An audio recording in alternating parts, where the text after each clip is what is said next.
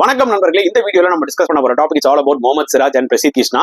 ரெண்டு பேருமே அவுட்ஸ்டாண்டிங்கா போலிங் போட்டாங்க. அவங்க மட்டும் இந்த மாதிரி போலிங் போடலாம் இந்தியா அந்த மேட்ச்ல கம்பேக்கே ஆயிருக்க முடியாது. ரெண்டு பேரும் சேர்ந்து 4 விக்கெட்ஸ் எடுத்தாங்க.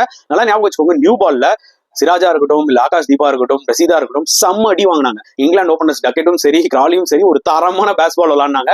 13 ஓவர்ல 90 ரன்ஸ் அடிச்சிட்டாங்க. சோ ஓப்பனிங் பார்ட்னர்ஷிப் பிரேக் பண்ணதே ஆகாஷ் தீப் தான், டக்கெட் விக்கெட் எடுத்தாரு. அதுக்கப்புறம் முகமது சிராஜ் நியூ பால்ல கொஞ்சம் ஸ்கிராம்பிள் சீம்லாம் வச்சு போட்டாரு. பால் பெருசா ஸ்விங் ஆகல, அதனால ரன்ஸ் லீக் பண்ணாரு.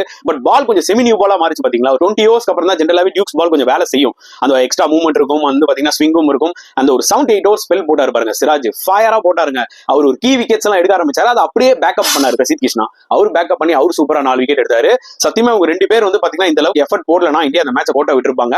ஒரு விஷயம் புரியலங்க, அது என்னன்னா ஜஸ்பிரீத் பும்ரா இல்லனா நம்மளோட other Indian bowlers step up ஆறாங்க. அது ஏனே தெரியல. மேபி ஜஸ்பிரீத் பும்ரா இல்லாதனால நம்ம தான் அந்த ரெஸ்பான்சிபிலிட்டி எடுத்துக்கணும்ன்ற அந்த ஒரு எக்ஸ்ட்ரா விஷயம் அவங்க மைண்டுக்கு போதா என்னன்னு தெரியல. But fantastic effort.